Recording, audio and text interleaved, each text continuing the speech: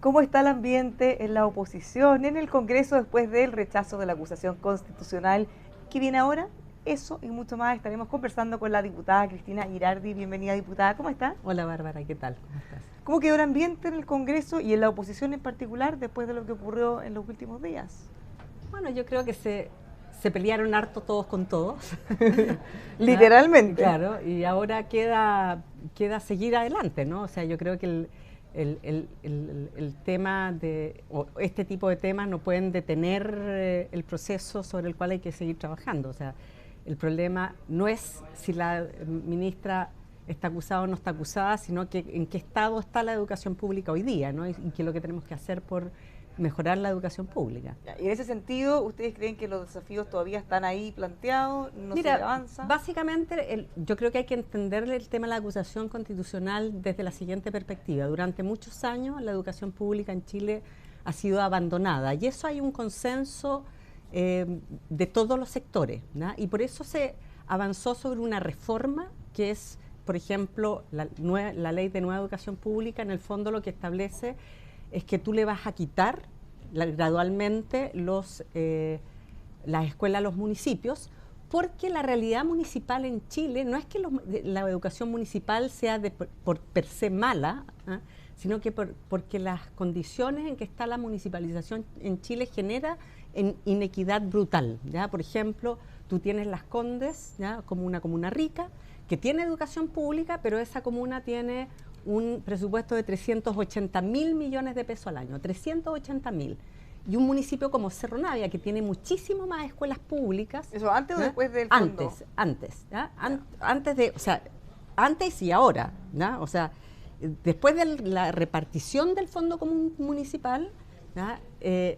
Cerro Navia tiene un presupuesto de 17.000 millones de pesos y tú tienes otro municipio que tiene más de 300.000 millones de pesos.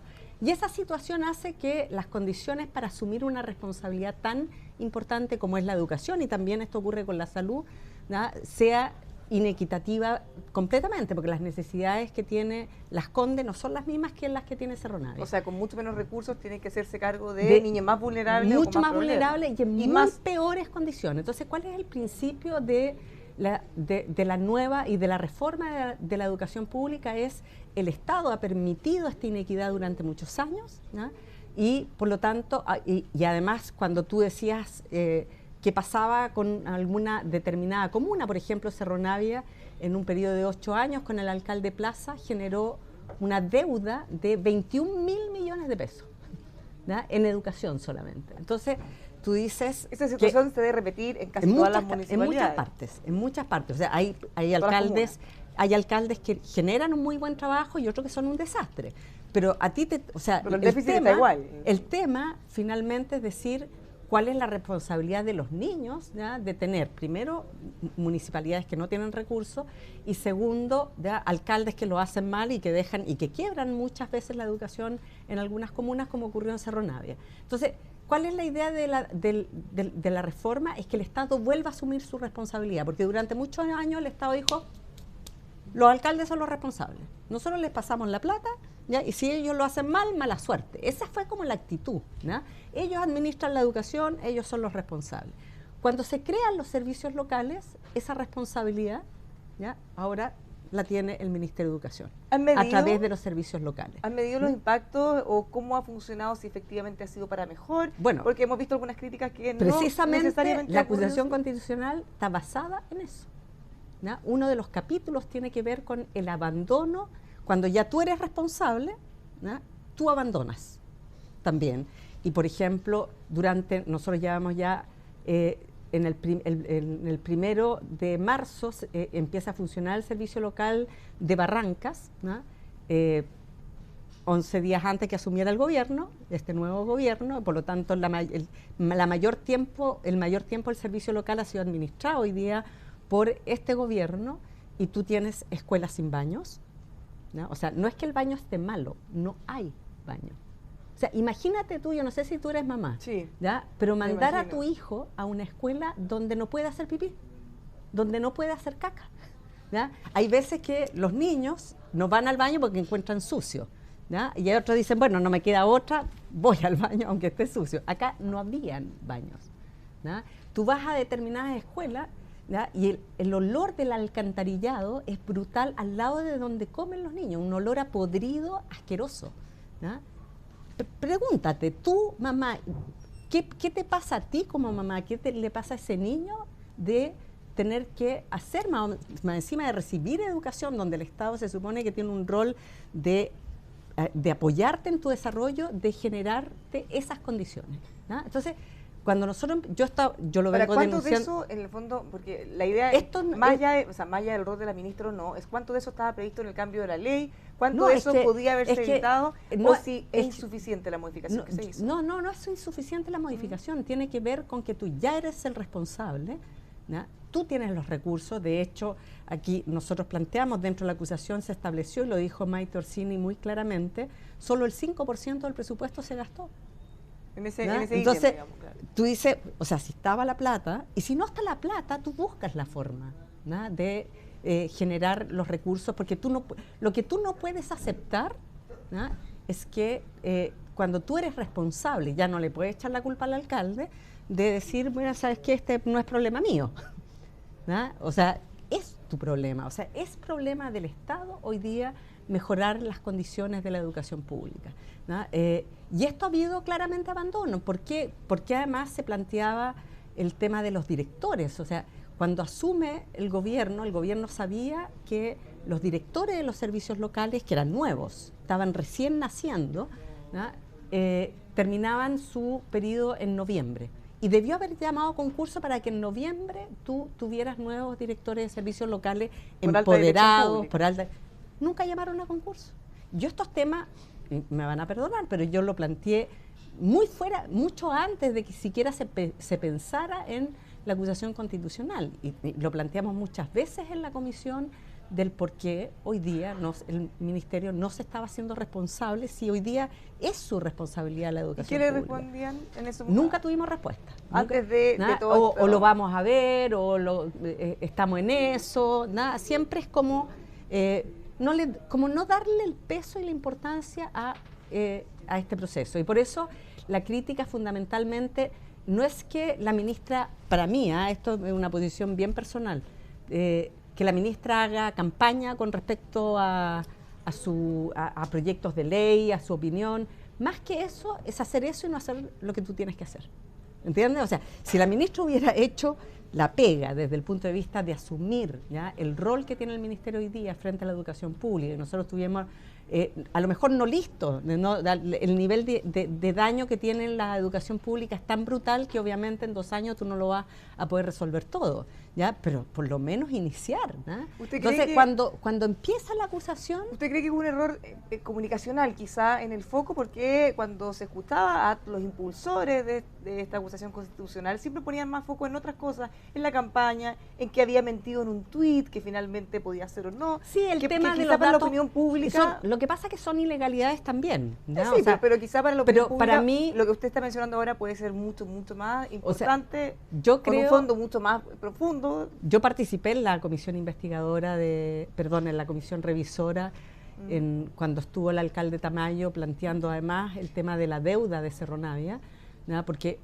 una de las cosas que establece la ley es que cuando tú haces un traspaso de servicio, o sea, tú tenías un servicio municipal y todos los trabajadores tienen que pasar, ¿no?, a un nuevo servicio, que es un servicio administrado esta vez por el Estado, que es el servicio local, ¿no? El Estado, digamos, que va a depender directamente del Ministerio de Educación. Además, los servicios locales dependen de la DEP, ¿ya? Y la DEP, que es la Dirección Nacional de Educación Pública, depende directamente de la ministra, directamente, ¿no? No es una cosa aparte, ¿no? Esto no es la Corfo, ¿no? O no es la CONAF, no es un servicio privado, depende directamente de la ministra, ¿no? Entonces, cuando tú tienes, cuando se genera ese traspaso, la ley es clarita, dice: los trabajadores no pueden traspasarse al servicio local, ¿ya?, al nuevo servicio local, con deudas de arrastre. Ya, y eso, ¿ya?, principalmente es las cotizaciones. Cotizaciones. En el caso de Cerro Navia son lo que sabíamos el dato, eran que habían 10.000 millones de pesos pendientes del pago de la deuda, ¿no? De hecho, de esos recursos, el Estado, el Ministerio le dice, nosotros vamos a pagar 1.200 millones, le dice el Ministerio, al principio del proceso, nosotros vamos a pagar ahora al tiro 1.200 millones, ¿y qué le dice el alcalde? Me están embargando los recursos, no me los pase, pague usted directamente. Entonces hay un mandato en donde Tamayo, como alcalde, le hace un mandato al Ministerio de Educación para que esos 1.200 millones los pague directamente el Ministerio para que no sean embargados esos recursos. ¿Qué hace el Ministerio? No lo paga. ¿Ya? Los 10.000 millones que además tenía que pagar el Ministerio y traspasar los recursos al servicio local esta vez, para que pagara toda la deuda de las cotizaciones hasta la fecha, después de casi 2 años, todavía no se pagan. ¿Ya? ¿Por qué? La ley establece, el municipio tiene que hacer una auditoría, el municipio hizo la auditoría, el Ministerio dijo, esta auditoría me merece dudas, hizo una segunda auditoría de hace mucho rato y nunca pagó los recursos. Entonces tú dices, ¿por qué se niega a pagar algo que lo establece la ley? Entonces, ¿qué pasa con todos esos profesores? Porque además esto no es que tú no pagues la cotización y ya da lo mismo. Ninguno de esos profesores se puede jubilar. Ninguno de esos profesores puede, ¿ya?, irse con el bono de retiro, ¿ya?, porque no tienen sus cotizaciones pagadas, por lo tanto no se pueden ir a jubilación. Entonces, tú tienes el daño que hoy día son herramientas que tiene el Ministerio tiene los recursos, tiene la posibilidad de tener los recursos, de conseguir los recursos. Las escuelas siguen en el mismo estado de abandono y peor, porque cuando tú tienes esperanza, es como el maltrato, ¿no? O sea, cuando eres maltratado, ¿no?, y alguien te dice que te va a coger y te vuelve a maltratar igual, tú dices, ¿qué sentido tiene, no? O sea, es como el dolor es doble, ¿no?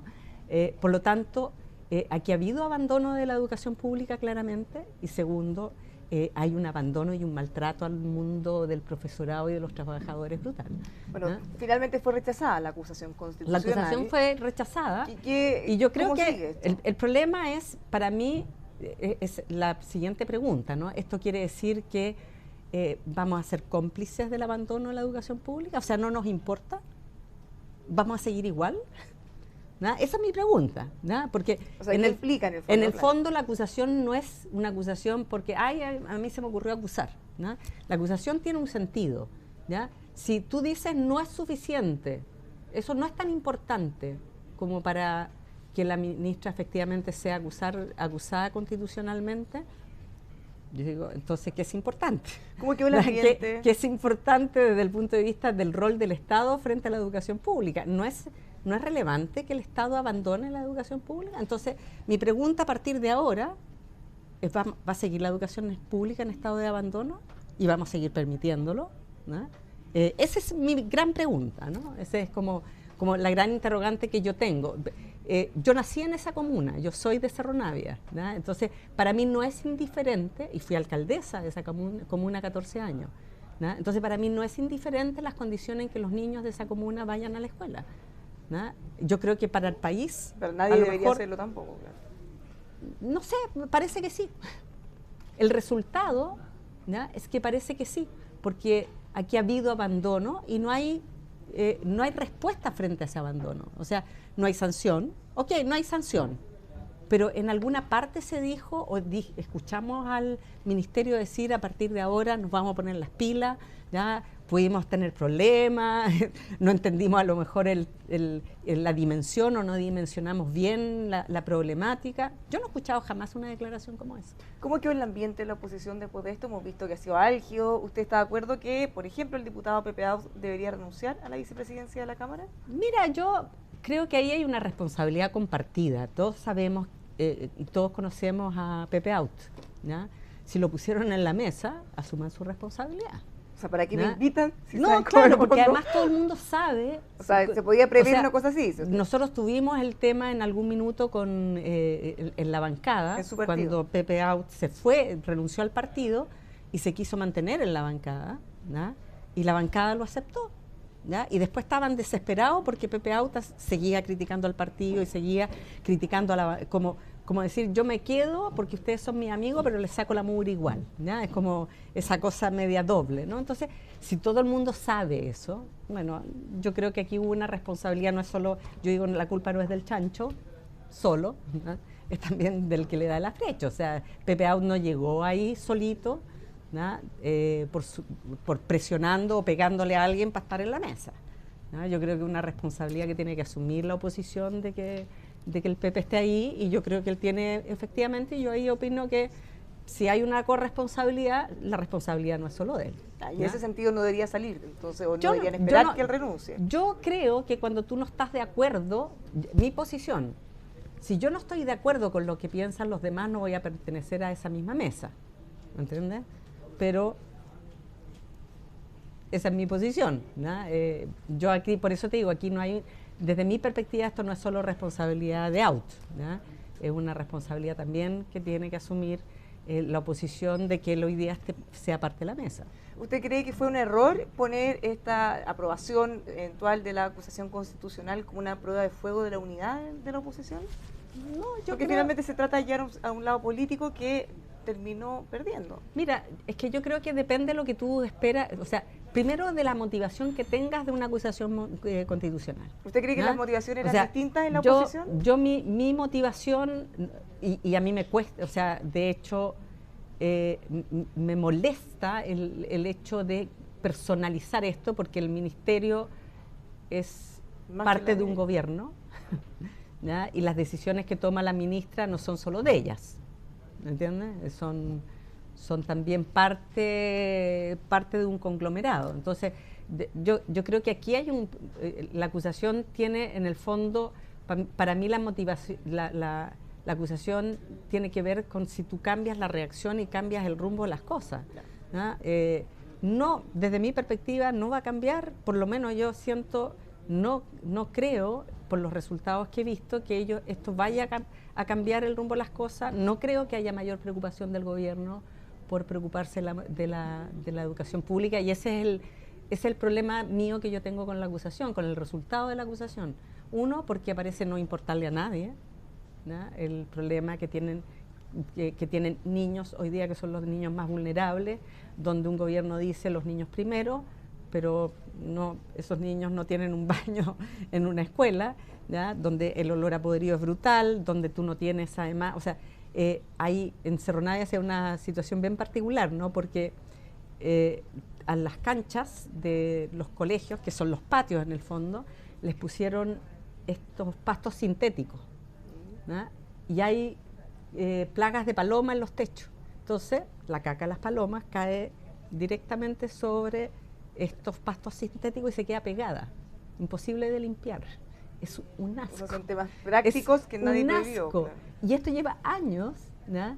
Y nadie saca, o sea, como que todo el mundo observa, qué pena que los niños tengan que hacer actividad física, respirar caca, pisar caca, como que a nadie le importa, ¿no? Y eso es lo que yo digo, o sea, a mí eso no me deja de sorprender, no me deja de sorprender que eso no le importe a nadie y que eso sea como normal, ¿no? En Chile es normal ese tipo de maltrato, ¿no? Y ese tipo de violencia, yo creo que eso es ejercer violencia contra los niños, ¿no? Y eso es lo que a mí, yo digo, eso es lo que más me duele de lo que está ocurriendo hoy día con la educación pública. No sé si la acusación constitucional lo hubiera resuelto, ¿no? No sé si el hecho que la ministra hubiera finalmente sido destituida, alguien hubiera tomado conciencia, por lo que tú misma dices, como que este tema nadie lo mencionó mucho, o por lo menos los medios de comunicación no se hicieron cargo de divulgarlo, porque sí, Maite Orsini, cuando habla... Pero eso fue ayer y este proceso lleva mucho tiempo. Han habido muchas personas que nosotros mismos hemos entrevistado y no han puesto un foco. Pero ponte no hace mucho tiempo atrás, los padres y apoderados se tomaron una de las escuelas esta que no tiene baño, ¿no? En Cerro Navia, donde, por ejemplo, niñas, las mamás me decían, ¿no? Hay una de las niñas que tiene un problema de insuficiencia renal y la mamá la tuvo que sacar del colegio porque la niña no puede ir al baño, ¿no? Eso lo dijeron los padres y apoderados públicamente. ¿Alguien divulgó eso? Los medios de comunicación se encargaron de divulgar eso, de conectar eso con el tema de la acusación constitucional. A nadie. ¿Entiendes? Tampoco tiene que ver solo con que esto ocurrió hace mucho tiempo o viene de hace mucho tiempo. Efectivamente, no es solo responsabilidad de este ministerio, lo que ha ocurrido, pero sí hoy día es responsabilidad del Ministerio resolver el tema. Y te pongo el ejemplo del Sename, un niño que es maltratado. Un niño que es maltratado, se lo quitan a la mamá o a la familia porque es maltratado, llega al Sename y lo violan, es como doble vulneración. Bueno, eso es lo que está pasando con la educación pública, o sea, se la quitamos a los municipios porque el municipio vulneraba el derecho de los niños, yo asumo la responsabilidad y me convierto en un Sename, violo a los niños, o sea, violo sus derechos, ejerzo violencia sobre ellos, no me hago cargo. Ese es el tema. ¿Quién hoy día, cuál va a ser el rol del Estado frente a el derecho de los niños a recibir educación pública de verdad, y en condiciones, yo no digo mínimas, yo no quiero condiciones mínimas, yo digo las condiciones que se merece cualquier niño en este país, que cualquier mamá exigiría. Diputada, a cambio de tema, hemos visto, por lo menos en la parte económica, noticias que aparentemente han ido mejorando un poquito. Hay varios índices que han elevado las expectativas. Hemos visto también el presidente con una agenda muy intensa en materias internacionales. Se ha reflejado también levemente en encuestas, sobre todo en las expectativas. ¿Qué le parece a usted el escenario actual del gobierno, del oficialismo, también en cómo están viviendo ustedes su propio proceso? Mira, yo represento una comuna o un sector o unas comunas donde esos cambios no se notan. Si tú vas a la feria, la gente encuentra cada vez todo más caro y con cada vez menos plata. En el fondo la plata no se hace nada. Y eso tiene que ver con un problema estructural de este país, que cuando las condiciones mejoran para los ricos, pero no para los pobres.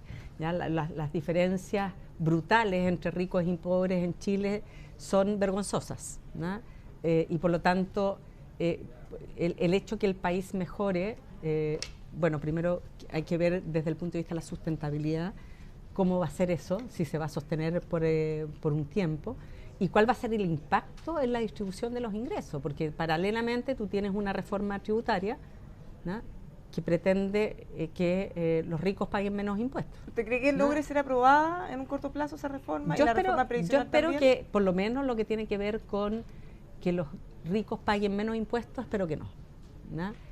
Otras áreas puede ser, pero al menos el centro de esta reforma, donde los ricos van a pagar menos impuestos que los pobres, me parece que es como el mundo al revés, ¿no?